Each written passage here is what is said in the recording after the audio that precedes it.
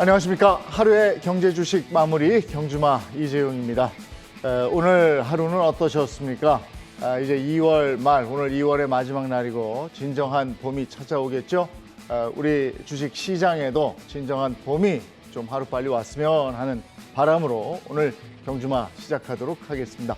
함께 달려주실 기수분들을 소개해 드리죠.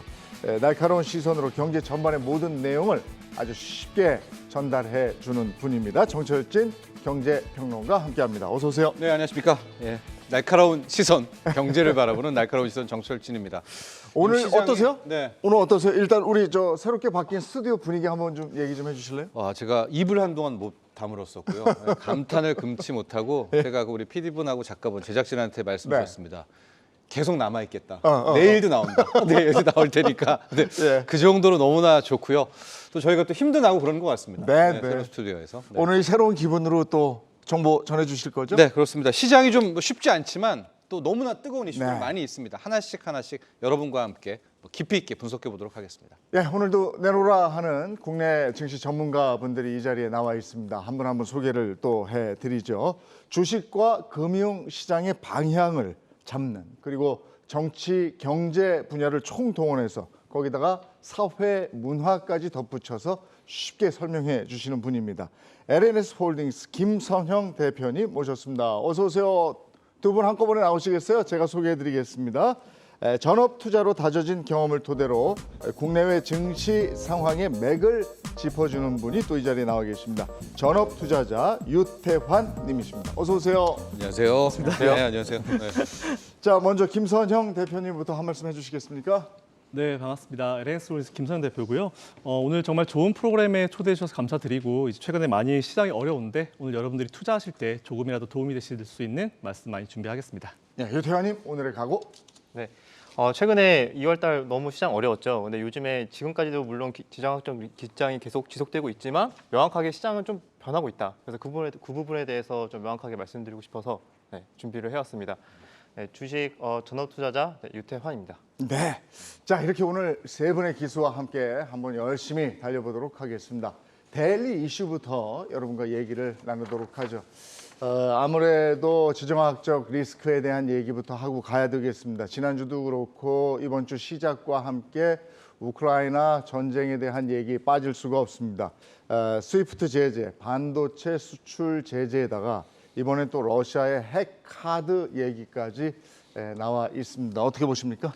일단 스위프트 제재가 네. 초반에 안 나왔었어요. 네. 그래가지고 아니 왜 그럴까? 서방 세계에서 자기 이익 챙기는 거 아니냐 이런 지적이 많이 있었는데 이제 지난 주말을 기점으로 일단은 스위프트 제재가 시작이 됐습니다. 네.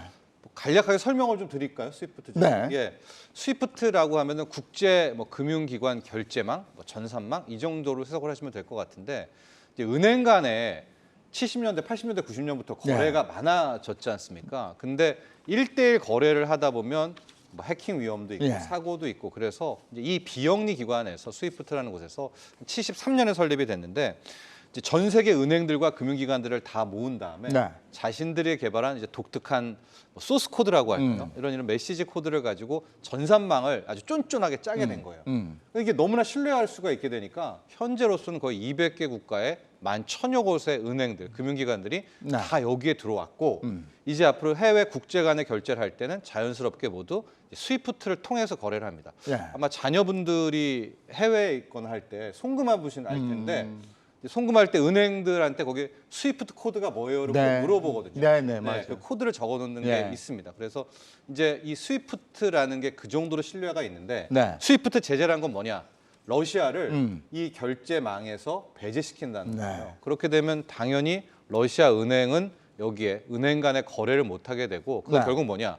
러시아는 무역을 못한다고 극단적으로 말하면 이렇게 표현할 수가 있어서 이제 그동안의 가장 강력한 스위프트 제재였는데 자 그러나 조금 이따가 또 우리가 하나하나 나눌 얘기는 이게 정말 최강자인가?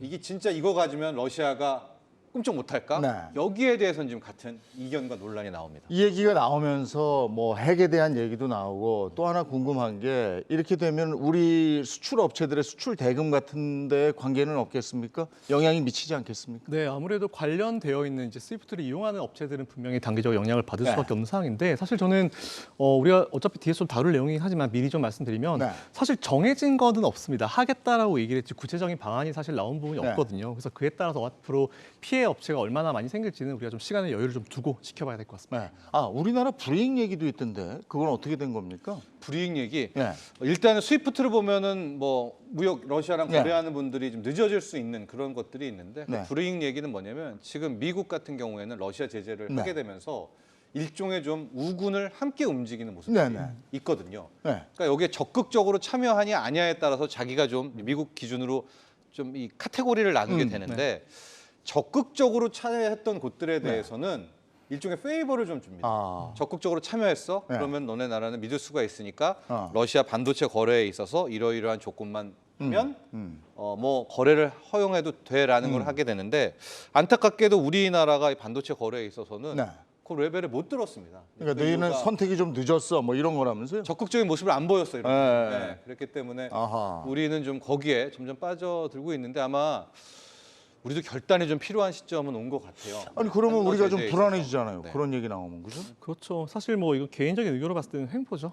네, 네. 그러니까 자기들과 의견을 빨리 하게 되면은 뭐 오케이 해주는 거고 좀 늦게 얘기하면 우리 이제 배제를 시키는 것 자체가 좀 문제가 있다고 보는데 아무래도 이게 어떻게 될지는 모르겠습니다. 일단 우리나라 보니까 제가 오늘 들어오기 전에 보니까 이제 의사를 밝긴 했더라고요. 네. 제재에 뭐 참여하겠다는 얘기를 했는데 이걸 또 어떻게 받아들일지는 좀 네. 지켜봐야 될 문제인 것 같습니다. 자, 이런 상황을 이제 쭉 앞에 정리를 해봤습니다. 전업 투자자의 입장에서는 이런 맥락을 어떻게 생각하십니까?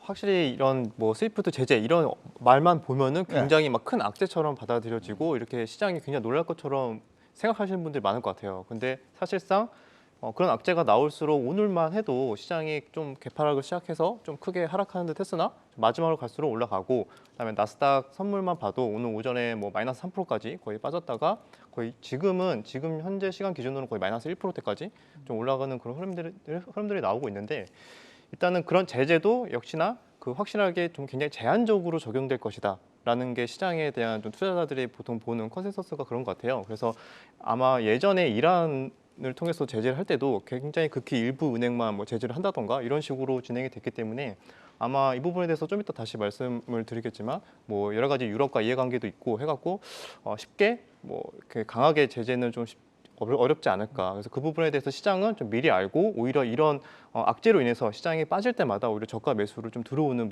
수급들이 굉장히 좀 많아지고 있다라고 좀 요즘 시장을 그렇게 바라보고 있습니다. 전업 투자자의 입장에서 네. 전쟁이 났다 했을 네네, 때 네네. 그때 어떻게 대처하셨습니까? 이를테면 주식을 파셨습니까? 사셨습니까? 그때 이미 거의 현금 비중이 일단 거의 대부분이어서 네, 일단 다행히 소나기는 좀 피했지만 미리 비워 놓으셨군요. 네, 그렇죠. 어. 근데 이미 이때 저도 그때 고민을 했죠. 이거를 이제 기회로 잡아야 될까? 네. 떨어지는 칼날을 이제 빨리 잡아야 될까? 아니면 조금 더 지켜볼까?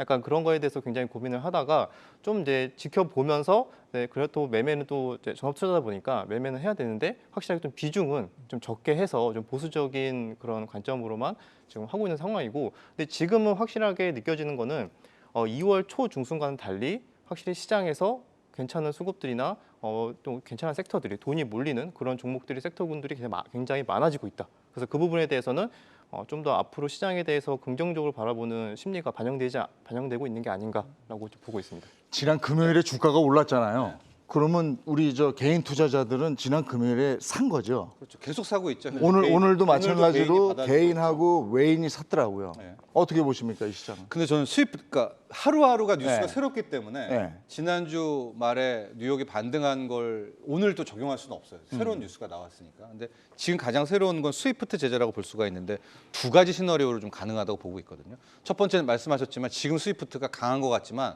강하지 않아요.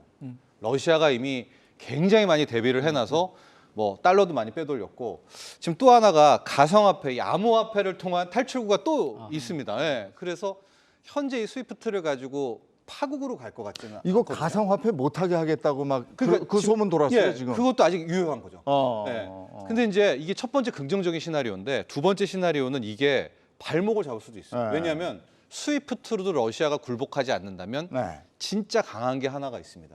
그게 뭐냐면 네. 이란에도 했던 건데 러시아산 원유, 네. 러시아산 천연가스를 아예 수출 금지를 때리는. 근데 이거는 진짜 러시아는 못 버티죠. 네. 근데 이게 왜 이 카드를 못 쓰냐? 이거 하는 순간 미국 물가 한 또 네. 7, 8% 나오고요. 유럽, 독일은 완전히 멘붕 나옵니다. 네. 그러니까 이제 이 카드는 못 쓸 거고 그 사이에 스위프트만 남아 있으니까 이쯤에서 타결이면 너무나 해피해서 지금 네. 시장은 좋은 것 같은데 전 양날의 검 같아요. 만에 하나 여기서 안 끝나면 네. 어떻게 하겠습니까? 마지막 그거 써야죠. 러시아산 원유 천연가스 수출 금지. 근데 이건 큰 것 같아요. 아니 근데 이거는 저 커지면. 지금 뭐 협상에 대한 얘기도 나오고 이러는데 스위프트 얘기 나오면서 러시아에서 바로 핵을 만지작거리는 액션을 취했어요. 아 이거 다 죽자는 얘기 아닙니까? 사실 저는 핵 얘기를 처음에 이제 했을 때 어떤 네. 생각을 가졌냐면은 저는 그냥 제 개인적인 생각으로는 이제 북한이나 아니면 다른 나라들한테 뭔가 무언의 메시지를 날렸다 생각이 들더라고요. 네. 왜냐하면은 지난번에 트럼프 대통령도 이제 북한에 가가지고 핵을 포기하면은 우리가 어느 정도 해주겠다라는 그런 얘기를 미국에서 계속 제스처를 알리고 있어요. 근데 네. 사실 보시면 우크라이나가 이제 미국을 믿고 핵을 포기했었던 나라지 않습니까? 근데 사실 지금 우크라이나 전쟁했을 때 미국은 그냥 자기들이 이득이 없으니까 별로 안 나서고 있고 네. 그리고 독일과 중국도 딱히 나서고 있지는 않거든요. 다 말만 하고 있거든요. 그렇기 때문에 러시아가 핵 관련 얘기를 꺼내면서 봐봐라, 니들이 핵을 포기하지, 사실 우크라이나가 핵을 포기하지 않았으면은 조금 더 뭔가 이제 서로 강하게 얘기할 수 있는 것이 됐을 텐데 네. 미국 믿고 핵을 포기했다가 이런 상황이 발생했으니까 봐봐라, 이런 식으로 뭔가 북한이나 다른 나라들한테 좀 메시지를 날리는 느낌도 분명히 있을 것 같다는 개인적인 좀 생각을 가지고 있습니다. 전업 투자자의 입장에서 이런 분위기에서 내가 무언가를 잡는다면 네, 담는다면 네, 네. 어떤 섹터 정도가 될까요? 지금 일단 이슈는 확실하게 일단 유가 상승을 지금 계속 지속적으로 가고 있는데 네. 그렇다고 해갖고 뭐 에너지주는 이미 많이 너무 오버슈팅이 나오는 게 네. 있어서 저는 그런 섹터보다는 확실히 좀 장기적으로 이런 흐름이 지속됐을 때 수혜를 볼 수밖에 없는 좀 섹터를 좀 보고 있거든요. 네. 그래서 이미 그거는 시장에서 사실 한 2주 전부터 많이 알려주고 있었습니다. 처음에 먼저 올랐던 종목이 이전엔 좀 조선 LNG 관련해서 LNG 선박 수주가 계속 지속될 가능성이 높다. 그 이유는 천연가스에 대한 이제 러시아에 대한 의존도를 줄이기 위해서 수입처 다변화를 하기 위해서 유럽 쪽에서 이제 수주를 계속 할 가능성이 높다 해가지고 조선주들이 먼저 첫 번째로 저번 주 반등이 나왔죠. 그리고 나서 또 저번 주 금요일은 또 풍력 관련 또 섹터들이 강하게 또 흐름이 나왔습니다. 그리고 오늘은 또 원전주 이런 식으로 지금 시장이 뭔가 명확하게 신재생 에너지 그다음에 친환경 원전 그다음에 또 추가적으로 뭐 로봇 그리고 리오프닝 이런 섹터까지 골고루 좀 순환매가 좀 잘 도는 시장이 지금 만들어지는 조건 상태가 지금 만들어지고 있다고 생각을 하거든요. 그래서 이런 시장 자체가 어떻게 보면은 원래 시장이 굉장히 분위기가 안 좋을 때는 우후죽순 그냥 다 이런 관심 있게 볼 만한 섹터들이 생기지 않고 그냥 다 빠지고 사실상 전쟁 관련주 몇몇만 오르고 이런 시장이 지속됐었는데 지금은 이렇게 명확하게 섹터들이 돈이 들어오는 게 보이고 그다음에 선순환매가 돌아가는 게 보이니까 네. 이거는 조금 그래도 시장을 긍정적으로 봐야 되지 않을까라는 거에 대해서 좀 생각을 하고 있습니다. 네. 자, 요즘 같은 분위기에서 어떤 섹터를 내 주머니에 내 그 장바구니에 담을지 이 부분은 잠시 후에 집중적으로 저희가 얘기를 할 테니까 이 부분은 기대해 주시고요. 자, 첫 번째 이슈에 대한 얘기는 여기서 마무리하고 두 번째 이슈도 또 오늘 많은 분들이 얘기했기 때문에 뭐냐면 원자력 관련주 얘기예요. 원자력 관련주가 꿈틀꿈틀하기 시작했습니다. 네. 그 얘기 좀 하죠. 지난주 금요일이었습니다. 이 청와대에서 주재했었던 글로벌 에너지 공급망 현안 점검회의 이제 발언 중에서 네. 문재인 대통령이 직접 발언했던 이야기였었는데요. 향후 60년 동안을 원전을 주력 기조 전원으로 하겠다, 충분히 활용하겠다는 얘기입니다. 근데 우리가 보통 주력 기조 전원이라고 한다면 전체 에너지 비중 중에서 절반 이상을 차지하는 에너지원을 네. 이제 주력 기조 전원이라고 이야기를 하는데요. 그게 원전이라 함은 네. 원전이 향후 60년간은 핵심이라는 뜻이 되지 네. 않겠습니까? 그렇게 되니까 그동안에 현 정부가 추진해왔던 탈원전을 우회적으로 이제 포기하는 것이 아니라 네. 그렇게 되면서 이것이 당연히 오늘 장 시작하자마자 시장엔 그대로 반영됐던 예. 그런 하루였습니다. 솔직히 원전 섹터는 저도 담고 있은 지 오래됐는데 전전긍긍했었어요. 그래서 이 원전주가 좀 꿈틀꿈틀하니까 저도 기분이 같이 좋아지고 이랬었는데 어떻게 보셨습니까? 일단 뭐 원전 관련주 중에 정말 많은 기업들이 움직였죠. 네. 그래서 저도 그동안 사실은 이게 원자력 발전소를 봤을 때 우리나라가 사실 기술력은 전 세계에서 거의 알아주는 급인데 네. 이제 오히려 기술력은 알아주지만 우리나라 내에서 이제 원자력 발전소를 하지 않는 쪽으로 가니까 이게 맞을까? 어떻게 투자의 방향을 잡아야 될까? 사실 되게 고민 많이 했었는데 어쨌든 중요한 것은 예전은 예전이고 이제는 하겠다라고 했으니까 지금까지 눌렸었던 원전 관련주들 매수를 하는 게 되게 좋을 것 같다고 생각을 좀 하고 있고요. 뭐 기업은 제가 잠깐 말씀드리면 뭐 두산중공업 같은 경우도 뭐 괜찮은 네. 것 같고 뭐 소형주로는 에너토크가 조금 눈에 들어오고 있고요. 한국전력 같은 경우도 좀 관심을 한번 가져보시고 종목 투자를 해보셔도 좋을 것 같다는 생각이 들고 어쨌든 중요한 거는 예전에 어쨌든지 그게 중요한 게 아니고 지금 이제 하겠다라고 했으니까 앞으로 이제 갈 수 있는 종목 오히려 안 하겠다 해서 관련주들이 눌렸는데 이제 하겠다고 해서 튀어오르니까 지금부터는 매수 시점 이제 투자의 어떤 관점으로 잡고 공부를 해봐도 좋지 않을까라는 생각을 가지고 있습니다. 우리 개인 투자자들도 원전 섹터는 다들 한 번씩은 담아보지 않았겠습니까? 네, 그렇죠. 네, 어떠셨습니까? 저도 이제 이게 탈 원전 정책이 사실 5년 동안 계속 지속을 했었잖아요. 그래서 이번에 정책 전환을 완전히 예고를 했는데 이 부분에 대해서 어떻게 보면은 이제는 확실하게 모멘텀이 일단 단기적으로는 생겼다. 그런데 오늘 일단 많이 상승을 했잖아요. 뭐 일부 종목은 상한가도 가고 대부분의 종목들은 10% 내외로 많이 급등을 한 상태인데 일단은 단기적으로 좀 오른 만큼 어느 정도 좀 차익 실현에 대한 그런 매물들이 좀 나올 수는 있다고 생각을 해요. 그런데 이 이슈가 과연 이번 이슈로 그냥 끝날까? 에 대해서 본다면은 아직까지는 조금 연속성이 이어지지 않을까. 그래서 충분히 어느 정도 눌림목 구간이나 이런 구간에서는 뭐 개인적으로 좋게 본다면은 충분히 탄소 중립 관련해서도 이미 유럽에서도 그린 텍소노미로 포함이 됐기 때문에 계속 친환경이랑 같이 이렇게 같은 섹터를 묶어서 선순환매로 좀 공략을 하는 전략이 저는 개인적으로 좀 유효하다고 생각을 하고 있습니다. 원전 관련해서는 우리 대선 주자들도 원전 계속 하겠다 이런 얘기이기 때문에 네. 이제 스타트가 됐다 보는 입장들도 있는데 그건 또 어떻게 보십니까? 네, 말씀하신 대로 이제 관련주들이 이제 앞에서 말씀드린 대로 이제 지난 건 지난 거고 이제부터 하겠다라고 했으니까 올라갈 수 있는데 투자의 관점으로 제가 한번 생각을 한번 해봤어요. 사실 그동안 이제 들어가시는 분들은 원전 신규 매수인데 네. 그 전에 매수하시는 분들은 사실 물린 종목이었거든요. 아, 그럼요. 그렇기 때문에 이게 각각 층에서 가격대별로 매물대를 엄청나게 많이 만들어 왔을 거예요. 그래서 주가가 상한가를 가든지 하면 강하게 올라갈 때마다 분명히 거기서 이제 손절을 하거나 이쯤 됐다 싶으면 매물들이 굉장히 많이 나올 거라는 그런 좀 생각이 들어서 아무래도 상승을 시원하게 하는 것보다는 이제 윗골이 계속 만들면서 이제 저점을 좀 올라가는 흐름이 나올 것 같아서 아마 제가 봤을 때는 그런 지루한 흐름을 좀 이겨내야지 어느 정도 매물대를 돌파하고 나서 좀 시원한 흐름이 나오지 않을까라고 생각하고 네. 있습니다. 그리고 이제 그렇게 나누더라고요. 그 고리 원전 같이 큰 원전 말고 소형 원전의 시대다 이렇게 얘기를 하던데 그런 기술력을 가진 업체들을 한번 생각해 보면 되겠죠. 네, 그렇기도 하고 네. 말씀하신 대로 지금 신한울 신고리가 어떻게 되나 네. 이것도 봐야 되는데 저는 개인적으로 한 번에 더 확인 사살이 필요하다. 대통령 선거는 한 번 더 네. 결과까지는 보는 것이 이 원전주 관련한 투자가 더 안전하지 않을까 생각을 네. 하고 있어서요. 저는 차라리 지금 들어가신다면은 네. 한국전력, 뭐 제가 지난주에도 계속 말씀드렸지만, 그러니까 원전 외에도 어쨌든 다른 이슈들도 있는 뭐 인플레 해지나 요금 네. 인상 이슈도 있는 한국전력 정도로 일단은 좀 발을 담가놨다가 네. 대선 때까지를 한번 더 불확실성 더 확인해 보고 네. 그러고 이제 늘리는 거는 어떤가 이런 발언 하나 해드리고 싶고 또 하나가 원전이라고 해서 저는 원전만 되는 것 같지는 않거든요. 오늘도 보면 원전 주가가 많이 올라갔지만 원전 관련 주가가 다른 신재생 에너지도 네. 빠지지는 않았어요. 네. 그러니까 저는 이게 뭘 의미하냐면 우리가 지금 생각하기에는 원자력으로 다시 올인하면 뭐 바람이니 풍력이니 태양광이니 뭐 얘네들은 안 될 것 같다고 네. 생각을 하지만 시장은 같이 간다.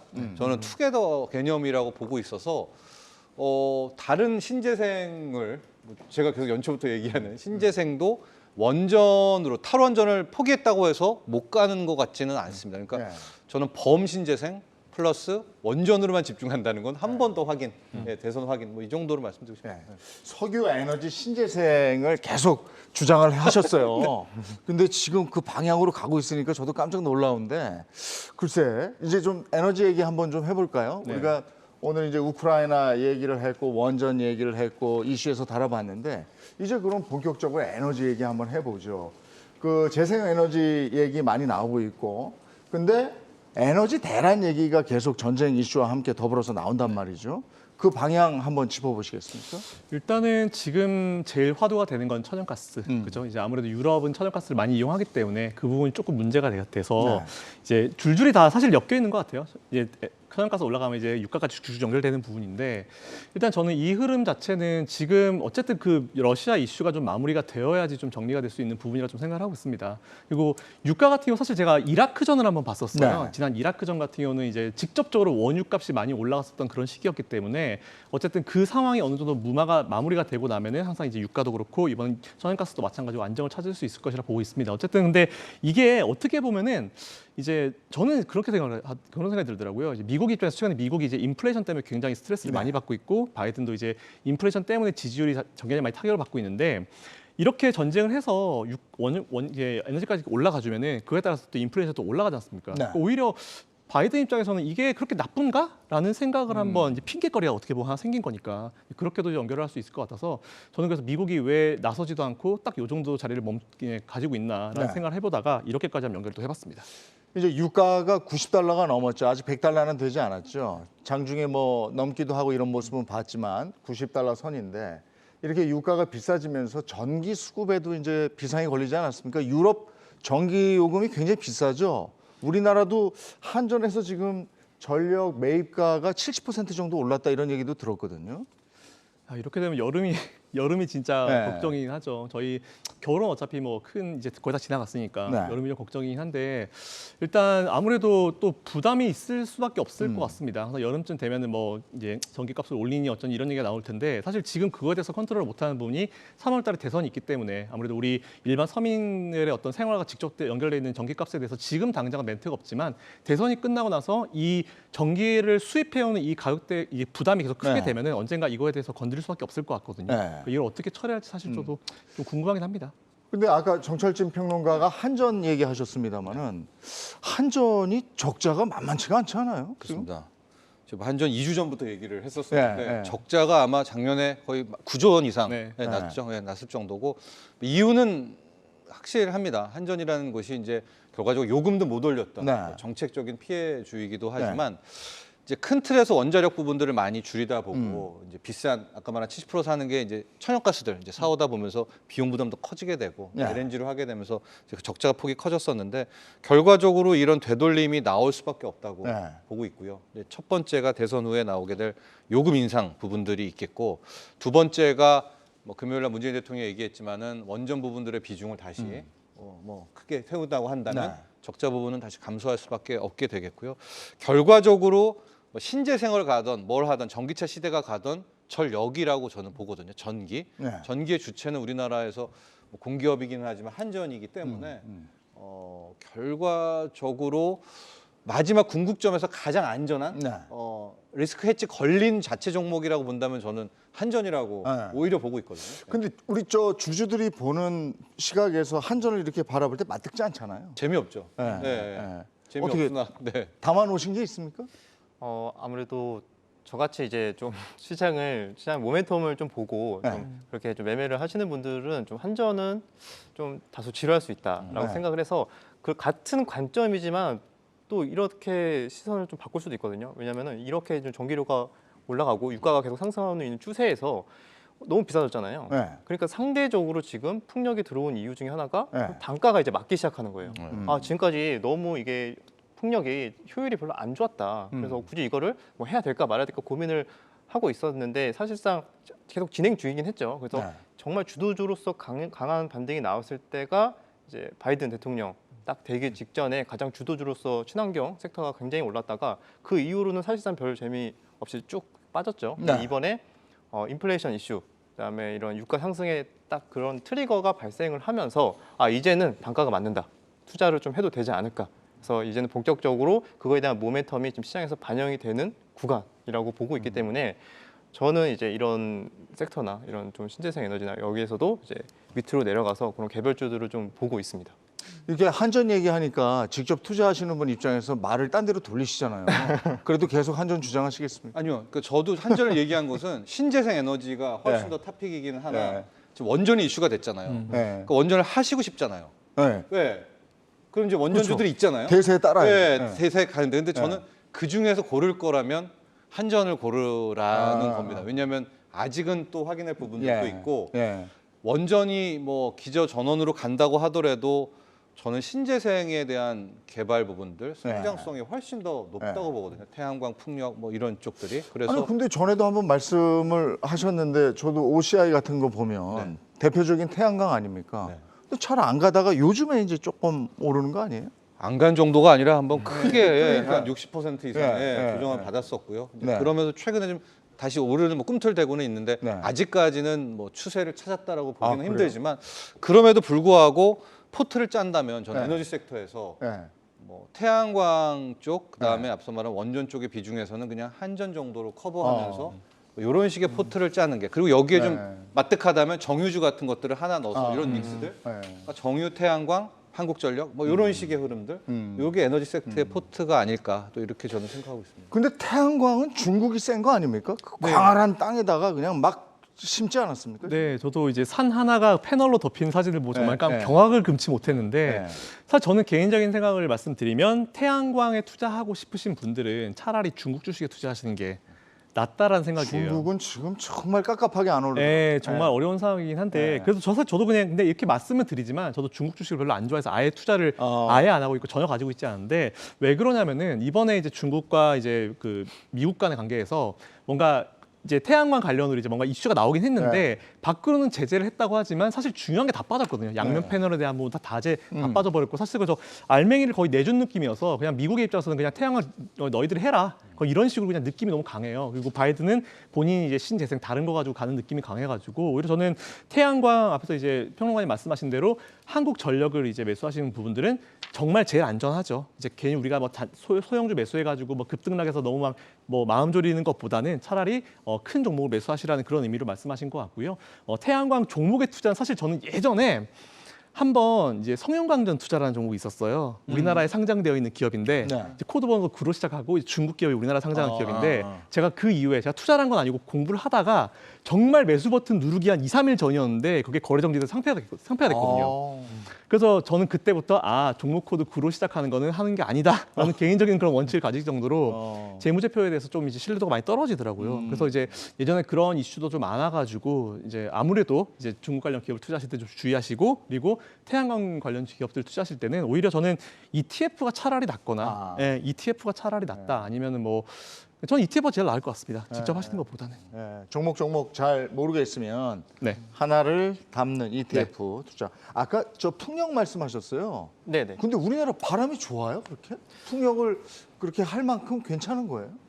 아마 작년에는 또 유독 풍력이 좀 많이 약했다고 이제 이야기 나왔는데 그래도 일단은 지금 보시면은 정부 예산에서도 계속 그 예산을 늘려가고 있더라고요. 네. 풍력도 투자를 늘려가고 있고 앞으로도 일단 전체적인 추세를 봤을 때는 아까 말씀해 주셨듯이 원전 이제 앞으로 계속 가지고 갈 만한 이제 주요 투자처고 그리고 또 같이 이제 재생에너지로 신재생으로 갔다면은 이제 원전만 갈 수는 없으니까 그래서 같이 갈 게 꼭 뭐 풍력, 태양광 쪽은 또 빼놓을 수는 또 없어서 일단은 장기적으로 봤을 때는 뭐 괜찮지 않을까 해서 보고 있는데 이것도 역시 변동성은 굉장히 큽니다. 이게 왜냐하면 실질적으로 연결되는 데까지는 조금 더 시간이 또 걸릴 수는 있어서 역시나 지금 최근에 이제 유가 상승에 따라서 들어오는 것도 일단 좀 단기 모멘텀에 의해서 일단 들어온 자금들이 확률이 좀 높다 이렇게 보고 있습니다. 지난해 보면은 유럽에 바람이 별로 안 불어가지고 풍력이 좀 저조했다 이런 얘기 들었거든요. 네네.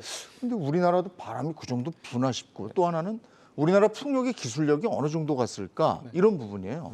일단은 우리나라 대표 기업들 뭐 CS 윈드 뭐 이런 기업들 보더라도 이제 그 풍력 타워입니다. 그래서 타워를 만드는 기업인데 일단 기술력 자체는 전 세계 뭐 1위, 2위를 내로라는 기업이고요. 그리고 오히려 유럽에 있는 기업을 인수를 하면서 이번에 실적이 사실 처음 찍혔거든요. 이제 인수하고 나서 이제 그 관련 기업 수익이 처음 찍혔는데 기술력이 좀 좋은 것 같고 작년에 사실은 풍력 이슈가 조금 애매했었던 게 코로나가 터지면서 사실은 풍력뿐만 아니고 모든 뭐 반도체도 마찬가지고 모든 공장들이 안 돌아갔잖아요. 그러다 보니까 사실 풍력은 유럽도 그렇지만 동남아 쪽도 사실은 되게 이제 좀 이슈가 있거든요. 그래서 아무래도 다들 공장이 멈추다 보니까 풍력 관련 기업들은 매출도 좀 이제 나올 수가 없고 그래서 관련 기업들이 작년 매출은 좀 애매하긴 한데 근데 그거는 코로나19라는 특수 상황이 있기 때문에 오히려 저는 올해 좀 더 이제 한번 기대를 다시 원 상태로 돌아오고 있기 때문에 기대를 좀 해봐도 되지 않을까라는 생각하고 있습니다. 지금 이거 자료 보니까 CS 윈드 제법 많이 올랐네요. 네, CS 윈드 많이 올랐습니다. 그리고 CS 윈드의 자회사 CS 베어링 네, 베어링 영이 더 올랐어요. 어떻게?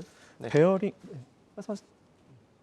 네, 아무래도 시가총액이 훨씬 적고 그래서 주가의 움직임이 더 탄력적으로 움직이고 있고요. 거의 상한가를 갔었죠. 그리고 오늘도 추가적으로 한 상승이 나왔었고 그래서 근데 차트를 전체적으로 크게 보시면은 네. 그동안 또 워낙 많이 빠지기도 했어요. 네. 네. 그래서 이제는 관심이 딱 시작되면서 첫 거래량이 좀 터지는 그런 구간이라고 일단 보고 있습니다. 그래서 네. 최근에 그래도 저번 주 금요일 날 거래량이 굉장히 좀 크게 상대적으로 좀 들어온 만큼 이 변화에 대해서 조금 많은 분들이 앞으로 좀 관심을 갖고 보시지 않을까. 그래서 그 부분에 대해서 조금 생각하고 저도 있습니다. 시장이 가장 똑똑하잖아요. 네. 그러면 분명히 문재인 대통령이 금요일 날 원전 발언을 했으면 오늘 그게 맞다면 원전만 오르고 네.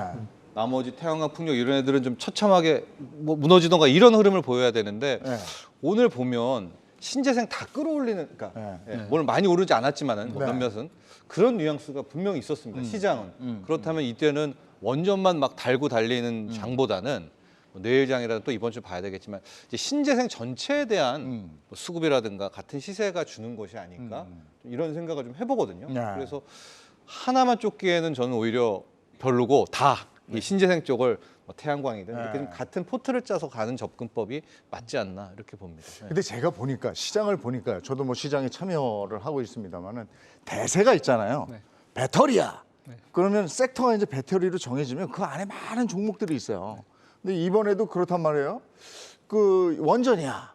그리고 이제 신재생 에너지야. 이 섹터는 정해졌어요. 그 안에 많은 종목들이 있어요. 내가 산 종목이 오르길 바라잖아요. 어떻게 골라야 됩니까, 그걸? 네.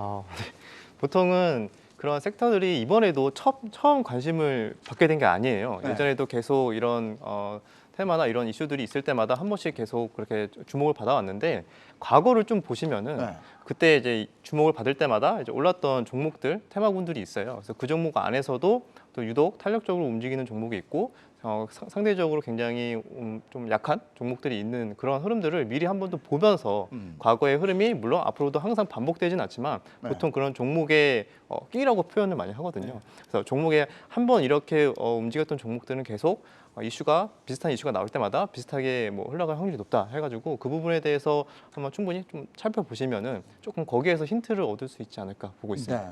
신재생 에너지 이런 부분 얘기하다 보니까 지금 원유에 대한 얘기를 저희가 좀 소홀히 했는데 지금 어떻게 될 것 같습니까? 계속 가는 겁니까? 그러니까 투자하시는 분들은 그러니까 투자만입니다. 네. 제 바람도 아니고요. 네. 가야 신재생도 같이 시세가 납니다. 아. 이게 되게 역설적인 구조인데. 이게 비싸져야 대체를 생각한다 이거군요. 그렇습니다. 네. 유가가 여기서 다시 안정화되게 되면 신재생을 개발하려거나 신재생에 대한 테마의 힘도 같이 약해지죠. 네. 그렇기 때문에 뭐 지금 오늘도 뭐 유가 좀 하고 뭐 최근 얼마 전에 WTI도 $100 갔다 네, 오고 네. 이런 흐름이어야 실은 신재생도 같이 네. 이제 추세가 나는 건데 그러면 유가는 어떻게 되느냐?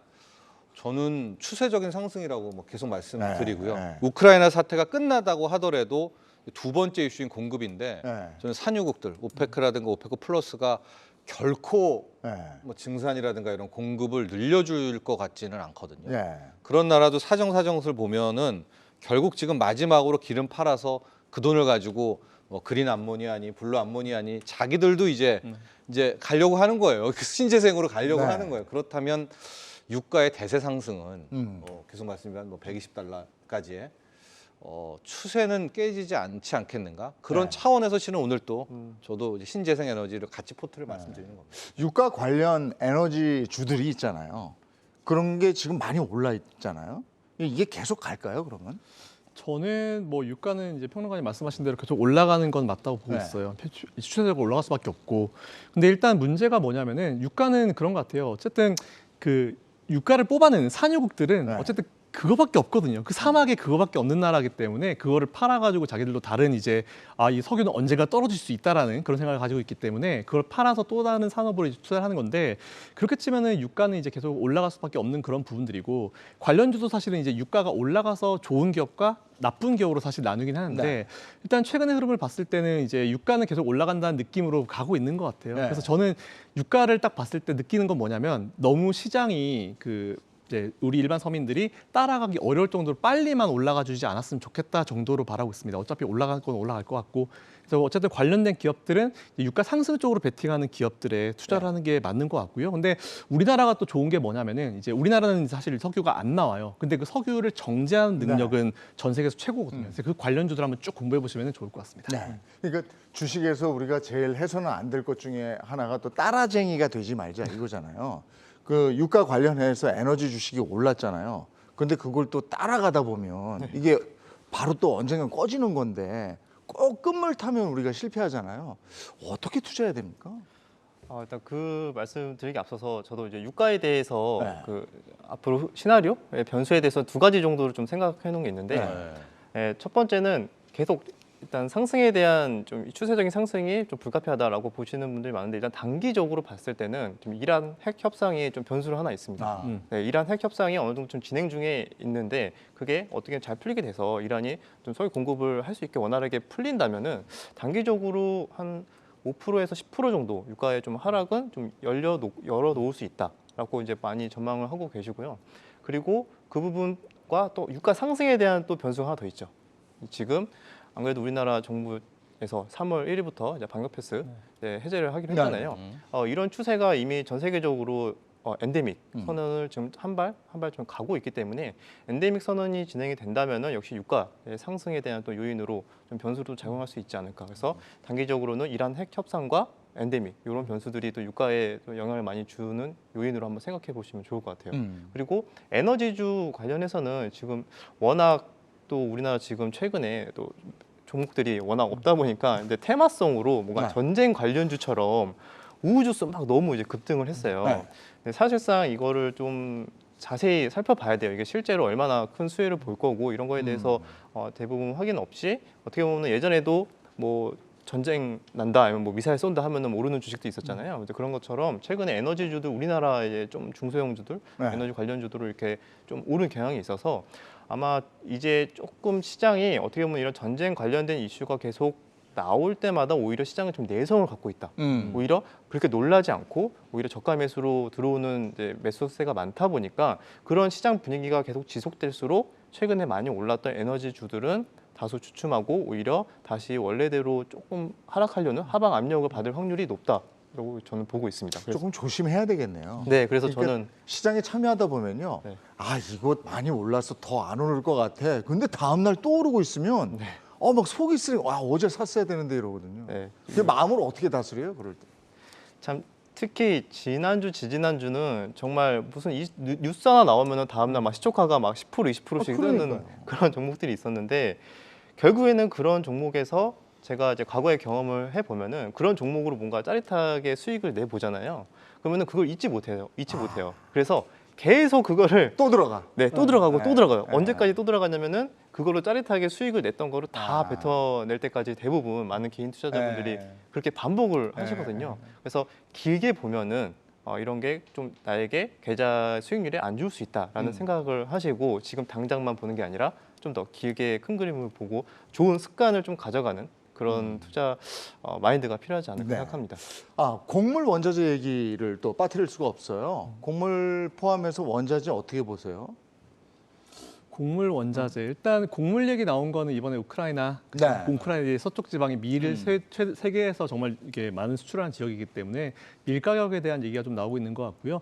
원자재 가격에 대한 부분은 아무래도 이제 또 반도체 연결을 할 수밖에 네. 없는 거고 또 러시아나 우크라이나 쪽에 우리가 가져오는 것들이 많기 때문에 우리가 뭐 뒤에서 얘기를 하겠지만 일단 이 부분도 이런 간접적인 영향을 좀 많이 받고 있는 것 같습니다. 근데 사실 이것도 어쨌든 우리가 항상 보면은 이제 작년에 이제 코로나19로 인해서 관련된 기업들, 인플레이션이 굉장히 많이 발생을 했잖아요. 그래서 우리가 인플레이션을 볼 때 제일 처음에 이게 왜 발생했을까로 봤을 때 코로나19라는 이슈가 나왔거든요. 근데 네. 밀값이나 원자재도 마찬가지로 이게 왜 발생했을까로 처음으로 돌아가다 보면 러시아, 우크라이나 관련 이슈가 있기 때문에 사실 이거는 전쟁은 사실 오랫동안 해왔던 거고 이번 이슈에 대해서 어느 정도 무마가 되는 느낌이 있으면 그래도 천천히 좀 안정을 찾지 않을까라고 생각하고 있고요. 그래서 저는 이거를 관련주로 따라가서 매수를 하고 이제 투자를 하는 거는 조금 반대입니다. 네.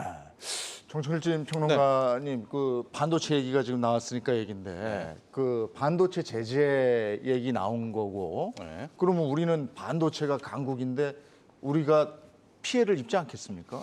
근데 이제 기계적으로 물리적으로 워낙 뭐 러시아와 네. 우리의 수출 비중, 무역 비중이 네. 적기 때문에 일단 기계적이나 이런 부분에 있어서는 피해를 논하기에는 뭐 너무 과하죠. 아, 근데 이제 계속 그 반도체의 유일한 좀 걱정은 지금 미국이 반도체 패권을 휘두르고 있다는 네. 겁니다. 이제 과거처럼 글로벌 생태계가 아니라 네. 가령 메모리는 뭐 한국 주고 뭐 네. 비메모리는 뭐 미국 갖고 네. 자기네가 갖고 뭐 설계는 누가 갖고 네. TSMC는 뭐 파운드리 갖고 이제 이렇게 네. 나눠 먹기를 했었는데 지금은 미국이 싹 다 가지려는 그런 모습을 보여주고 있거든요.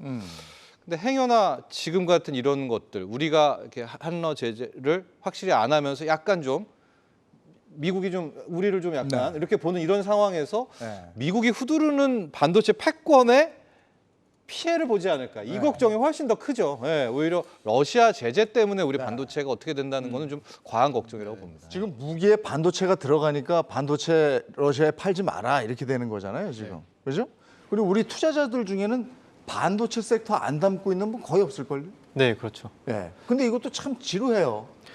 사실 반도체 주식이 이번에 그렇게 많이 빠지지는 또 않았어요. 네. 큰 그림을 보면은 사실상 삼성전자도 그렇고 하이닉스도 그렇고 뭐 대부분- 7만 원 선에서 네. 지키긴 지키더라고요. 네, 그래서 다른 주식들은 비교적 다 저점을 이탈하면서 네. 크게 하락을 했는데 반도체주들은 그래도 좀 박스권으로 좀 나름대로 잘 버티는 그런 흐름이 나오고 있어서 아무래도 시장은 이미 알고 있는 거죠. 이런 이슈가 나오고 있지만 사실상 크게 영향은 없을 거다라는 거에 대해서 이미 저점을 이탈하지 않는 듯한 흐름들은 거기에서 좀 반영이 되고 있는 게 아닌가. 그래서 여기서 시장이 조금 안정화되는 흐름이 나온다면은 그때에서는 조금 방향을 좀 잡지 않을까 좀 보고 있습니다. 많은 분들이 7만 원 지금 저 초반대니까 계속 좀 담으면 어떨까 이런 얘기들도 하시거든요. 근데 또 반도체 팔지 마 이러니까 또 걱정되는 부분들도 많은데 어떻게 하면 좋겠습니까? 사실 이제 뭐 저는 환경 방송 나가는 방송마다 네. 반도체 무조건 매수하시라. 네. 삼성전자, SK하이닉스 지금 기회다라는 말씀 네. 되게 많이 드리고 있어요. 근데 저는 앞에서 평론가님 말씀하신 걸 조금 제가 붙여서 이제 숟가락만 좀 올려보면은 조금 불안했던 건 있었습니다. 뭐냐면은 이제 최근에 미국이 이제 인텔을 키우기 시작했다는 건데 네. 전 세계적으로 이제 종합 반도체 기업이 있어요. 네. 뭐 설계부터 파운드리부터 다 하는 기업이 몇 개가 있는데 그거로 유명한 기업이 삼성전자 그리고 하이닉스가 있는데 인텔을 키우기 시작했다는 것 자체를 봤을 때 사실 인텔도 다 하거든요. 그래서 오히려 파운드리는 지금 보면 TSMC와 삼성전자 두 개가 이제 거의 이제 양분하고 있는 추세인데 이제 갑자기 인텔이 파운드리 하겠다고 나왔어요. 그 얘기는 그냥 하지는 않았을 거예요. 네. 분명히 이제 보면은 미국 입장에서 파운드리가 중요한데 우리 회사가 없어? 우리나라 기업이 없어? 근데 지금 보면 대만이랑 한국이 다 하고 있는데 그렇다고 우리가 언제까지나 우리 지금 우리 국가의 반도체들을 줄 수가 없잖아. 그럼 우리도 자생력을 갖춰야 될 것 같은데 그러다 보니까 딱 걸린 게 인텔이에요. 물론 인텔 주가는 지금 정말 어려운 상황이고 네. 이제 투자하시는 분들 자체가 마인드가 되게 길어요. 조금 올랐더라고요. 네, 최근에. 그렇긴 한데 제가 봤을 때 인텔이 이번에 파운드리 진출하겠다라는 소식이 사실 그냥 나온 소식은 아닌 것 같고 오히려 미국에서 좀 밀어준다는 느낌도 되게 많이 받고 있고 근데 그렇다 하더라도 파운드리를 단기간에 따라오기가 어려운 게 이번에 인텔이 발표한 그 파운드리 투자하겠다고 한 그 금액만큼 이미 삼성전자 오스틴에 들어가 있고 TSMC도 들어가 있기 때문에 단기간에 따라오지는 못할 부분이 분명합니다. 가만히 있지 않기 때문에. 네. 근데 미국이 인텔을 저렇게 힘을 좀 주고 있다라는 거는 삼성전자랑 TSMC도 분명히 뭔가 비전을 좀 새로 보고 이제 전략을 좀 그거에 맞춰서 구사해야 되는 건 맞는 것 같아요. 하지만 네. 단기적으로 봤을 때는 아직까지는 반도체가 유효합니다. 반도체 만들 때 네온가스가 필요하다면서요? 네. 그 네온가스는 어떻게 해결이 됩니까, 우린?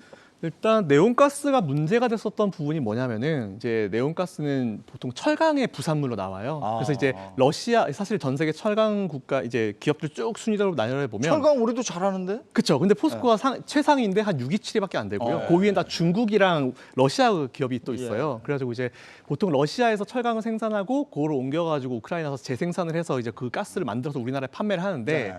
이게 좀 제한이 걸려가지고 이거 가지고 좀 문제가 되지 않을까라고 했는데 최근 좀 분석을 해보니까 우리나라가 이미 확보하고 있는 물량이 좀 많고 네. 그리고 다행인 거는 우리나라 그 최고의 철강 기업 포스코가 네. 얼마 전에 네온가스를 비롯해서 이 희귀가스를 네. 이제 우리가 직접 생산할 수 있는 이제 시설을 장비했다. 하고 이제 오픈까지 다 했고 이제 시작을 할 거라고 이제 얘기를 하고 있더라고요. 그래서 포스코가 이거 생산해요? 네, 그래서 저는 이제 무슨 생각이 났냐면 지난번에 일본 우리나라 반도체 이슈 있을 때 세계 품목에 대해서 우리나라한테 수출을 안 한다 그랬잖아요. 네. 삼성전자가 이제 아예 그냥 그래 그러면 하고 우리도 알아서 할게 이렇게 돼버렸어요. 그래서 네. 오히려 저는 조금 시간을 두고 보면 이런 희귀가스도 포스코 같은 기업들이 충분히 만들어낼 수 있지 않을까 싶습니다. 그래요? 그러면 어떠세요? 포스코 살까요?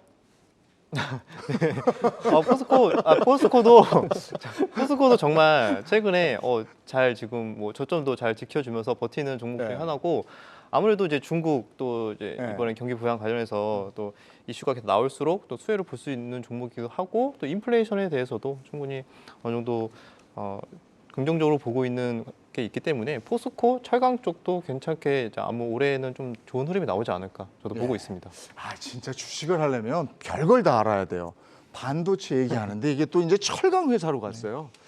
이제 그러면 내친 김에 조선 가볼까요? 조선주? 아까 우리가 조선주에 대한 언급 잠깐 했는데 네네. 우리가 조선주는 러시아에도 우리가 많이 팔잖아요.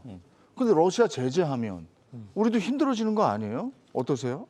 네, 그 부분에 대해서도 이미 뭐 조선주들은 이미 우리가 그럼 대금 못 받는 거 아니냐라는 식의 얘기가 나왔는데, 근데 그거는 너무 좀 나중에 일이기도 하고, 너무 그거는 너무 좀 지레짐작으로 일단 그렇게 생각하는 것 같습니다. 일단 적어도 그게 2년 이상 제재가 계속 지속이 되고 또 그 범위까지도 굉장히 광범위하게 넓어져야 되는 부분이기 때문에 거기까지 생각하는 거는 조금